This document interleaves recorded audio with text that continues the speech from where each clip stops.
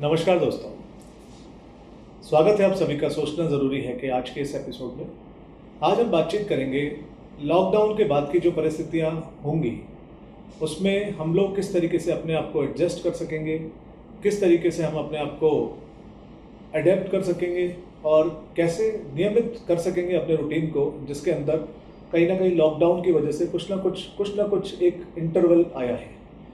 तो दोस्तों, यह बहुत आसान उदाहरण से अपनी बात रखूंगा मैं आपके समक्ष कि एक कहावत है, पुरानी कहावत है कि कमाई में समाई है। तो कमाई में समाई से आशय इस चीज़ का है कि अगर कमाई हमारे पास में अच्छी है, रूटीन है उसका, और कुछ खर्चे हमारे फालतू भी हो जाते हैं रूटीन से, तो हमें महसूस नहीं होता।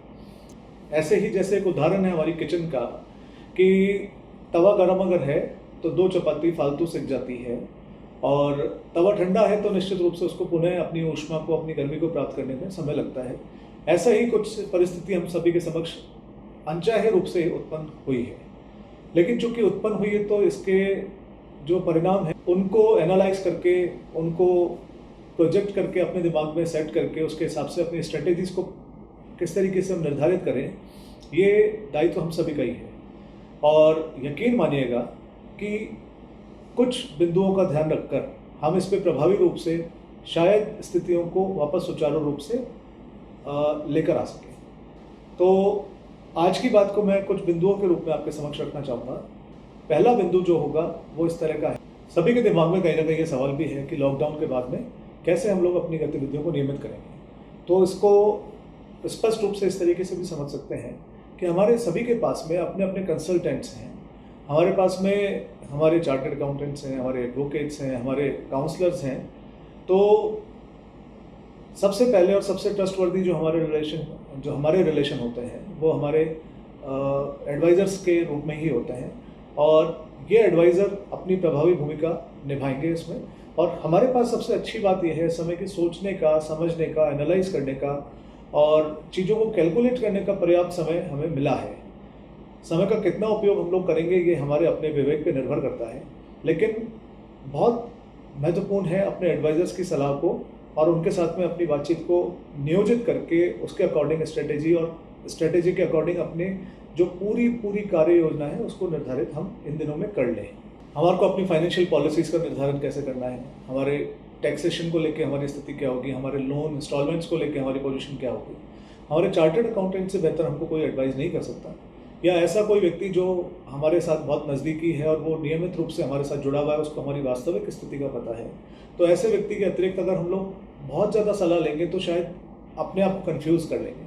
तो इन कन्फ्यूजन्स पे इन दिनों में नहीं आना चाहिए, और ये भी असेसमेंट कर लेना चाहिए कि हमारे एक्चुअल एक्सपेंसेस कितने हैं और उसके लिए हमारे को वास्तव में आवश्यकता क्या है। तो ये 2-3 चीज़ें अगर हम निर्धारित कर लेते हैं तो सबसे पहले एक बड़ा पॉइंट हमारे सामने क्लियर होता है कि हम नेगेटिव नहीं सोचते। हमको पता है कि अभी तक की जो हमारी स्थिति है उसके साथ हम लोगों ने अडेप्ट किया भी है, और आज वर्तमान में हम जहाँ तक पहुँचे हैं वहाँ तक अपनी ही मेहनत के बल पे, अपने जो लोग हैं उनके साथ ही मिलके पहुँचे हैं। तो यकीनी तौर पे सिचुएशन जो आएगी उसको आप और हम मिलके ही सही कर पाएंगे। दूसरा जो बिंदु है इसी बात के अंतर्गत वो ये है कि हमारी जो टीम, जिसके साथ हमारे ऑफिस की टीम, हमारे वर्क प्लेस की जो टीम है जिसके साथ हम लोग निरंतर कार्य करते रहे हैं, वो सबसे बड़ा कंफर्टेबल जोन हुआ करता है हम लोग का। तो जो अपनी कुछ कॉन्फिडेंशियल बातें हैं, कुछ कॉन्फिडेंशियल चीज़ें हैं, वो अपने क्लोज टीम के साथ में शेयर करके और स्ट्रेटेजीज को प्लान करेंगे तो वो लोग भी हमारे साथ में बहुत कंफर्टेबल फील करेंगे। और उनके सहयोग से, क्योंकि उनको वास्तविक परिस्थिति हमारे बिजनेस की, मॉडल की, सब चीज़ों की पता होती है, तो उनके साथ हम जब डिस्कस करेंगे तो शायद ज़्यादा प्रभावी जो रूपरेखा है भविष्य की उसका निर्माण और उसका निर्धारण कर सकेंगे। इसी प्रकार जो तीसरा बिंदु है आज की बातचीत का, वो मैं बड़े स्पष्ट रूप से रखना चाहूँगा कि हमारे कुछ एक्सपेंसेस हमारी आय की तुलना में शायद ज़्यादा तो नहीं है, हम कहीं अनकैलकुलेटेड एक्सपेंसेस की तरफ तो नहीं बढ़ रहे। तो ये लॉकडाउन एक बहुत बड़ा अवसर है हम सभी के लिए ये निर्धारित करने का, इसको एसेस करने का कि अनकैलकुलेटेड एक्सपेंसेस अगर हैं हमारी ज़िंदगी में तो हमको बहुत शीघ्र, अति शीघ्र उनसे बाहर आना पड़ेगा। हमारी आमदनी मान लीजिए 98 और खर्चा रुपए का है, तो किसी भी स्थिति में ये समय नहीं है कि हम ऐसे रिस्क लें, और यदि हमने ऐसे रिस्क ले भी रखी हैं तो हमको बहुत जल्दी असेसमेंट करके इस डिफरेंस को रिवर्स लाना पड़ेगा कि 1 रुपये का इनकम है तो 50 पैसे खर्चे हों, बनस्पत 50 पैसे की इनकम और 1 रुपये का खर्चा हो। लाइबिलिटी ओरिएंटेड लाइफ अब चेंज मांगती है। तो ये बहुत प्रभावी रूप से कैलकुलेट करने का समय है और कैलकुलेट आप और हम ही कर सकते हैं। और टाइम बाउंड जब तक होके हम लोग इस कार्य को नहीं करेंगे, हम लोग शायद कंफर्टेबल जोन की तरफ नहीं आएंगे। इसलिए एक बहुत महत्वपूर्ण बिंदु है, सभी को इसका ध्यान रखना होगा, रखना चाहिए। दोस्तों, चौथा बिंदु है कि हम एक सिस्टम को बिलोंग करते हैं जिसमें हम सेवाएं लेते हैं, सेवाएं देते हैं, प्रोडक्ट्स खरीदते हैं, प्रोडक्ट बेचते हैं और उसके बदले हम लोग बैंकिंग सिस्टम के माध्यम से या मौद्रिक विनिमय पॉलिसी को चूंकि हम लोग फॉलो करते हैं, मुद्रा विनिमय सिस्टम चलता है, मौद्रिक विनिमय नीति चलती है हमारी। तो जो पेमेंट्स हम लोग करते हैं, जो भुगतान देते हैं, लेते हैं, उसके प्रभाव पे कुछ ना कुछ स्पष्ट दिखता है कि कुछ ना कुछ परिणाम आने स्वाभाविक है, क्योंकि रोटेशन में ब्रेक हुआ है। और जो ये रोटेशन का ब्रेक है, ये कहीं कॉन्फिडेंस को ब्रेक नहीं कर दे, ये कोशिश हमको और आपको मिलकर करनी पड़ेगी।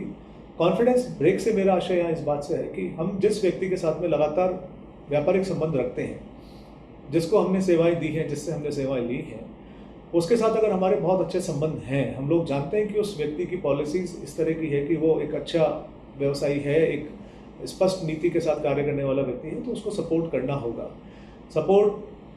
होगा और ये चेन आगे बढ़ानी होगी, तभी बाजार में कॉन्फिडेंस डेवलप होगा। क्योंकि ये जो परिस्थितियां इस समय आएंगी, इसमें ये मान के चलिए, आज मैं एक बहुत स्पष्ट रूप से आपसे बात करना चाहता हूँ कि कुछ बड़ी कंपनीज हैं, आज याद करेंगे आप तो पूरे विश्व में ऐसी बड़ी गिनती की कंपनीज निकल कर आएंगी जो 100 सालों से पुराना, जिनका बड़ा अच्छा इतिहास रहा हो, या जिनको चलते हुए जिनकी पीढ़ियां वो व्यापार को आगे बढ़ा ही रही हों। ऐसी कंपनीज जब आप गिनती करने निकलेंगे तो शायद उंगलियों पे गिनती है उन सबकी। तो इतना स्पष्ट बिजनेस मॉडल बहुत लोगों का नहीं हुआ करता। हम लोग एक सिस्टम को फॉलो करते हैं, हम में से अधिकांश लोग विपणक हैं, ट्रेडर हैं, सर्विस प्रोवाइडर हैं, तो हम लोग एक सेट सिस्टम के अंतर्गत काम करते हैं। अब ये समय आ गया जब हमको क्रिएटिविटी पे ध्यान देना पड़ेगा, हमको कुछ चीज़ें क्रिएट करनी होंगी, हमको ये समझ के चलना पड़ेगा कि बाजार की डिमांड कुछ अलग हो जाएंगी और जो बाजार के डिमांड्स में परिवर्तन आएंगे, उनके साथ में जो सामंजस्य हम स्थापित करेंगे, वो ही हमारे आगे भविष्य को निर्माण करेगा, हमारे भविष्य के लिए निर्धारक तत्व होगा।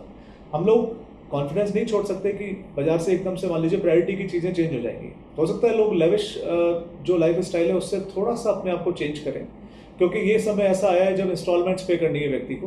रोटेशन था जब सब कुछ हेल्दी था।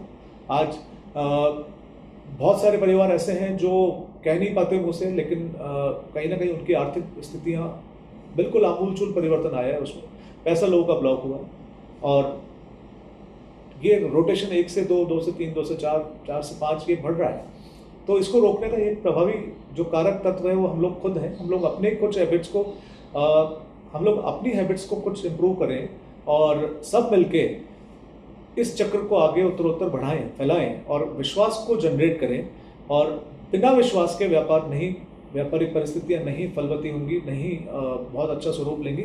इसलिए ये ध्यान रखना आपका और हमारा सबका परम दायित्व बनना अपेक्षित है। इस समय 5वां बिंदु जो आज कवर करना चाहेंगे हम लोग, मैं बताना चाहता हूं कि हमें अपने ऊपर से विश्वास को कभी कम नहीं होने देना है।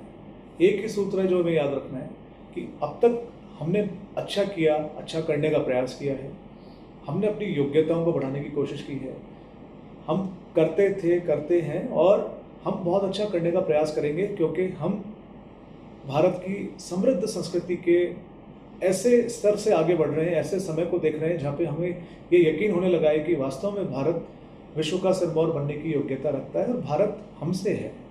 हम लोग नया सोचें, कुछ सृजन करें, कुछ अच्छा करें और अपने विश्वास को कम ना होने दें। ये एक बहुत बड़ी बात होगी अपने विश्वास को बढ़ाए रखने के लिए। और एक खास बात, वो छोटे लक्ष्य जो हम बनाते हैं, जिनको हम लोग बहुत जल्दी हासिल करने का प्रयास करते हैं और उसके बाद में अगर हम उसके लिए खुद को अप्रिशिएट करते हैं, हम कई बार खुद की पीठ थपथपाएं ऐसे कार्यों के लिए, तो खुद का जो विश्वास बढ़ता है वो हमें बहुत अच्छा करने के लिए निरंतर प्रेरित करेगा। और यकीन मानिए कि जो लॉकडाउन के बाद की परिस्थिति है वो कहीं और ज़्यादा प्रॉमिसिंग रिजल्ट्स हम सभी के समक्ष लेकर आएगी। ऐसा आप और हम खुद ही कर पाएंगे, खुद ही कर सकते हैं।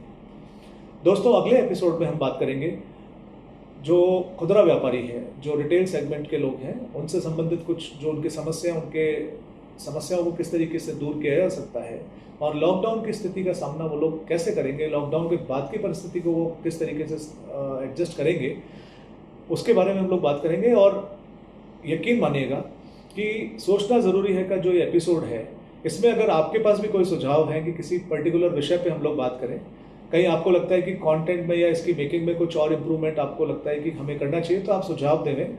हमारे जो मोबाइल नंबर है वो है 7727868653।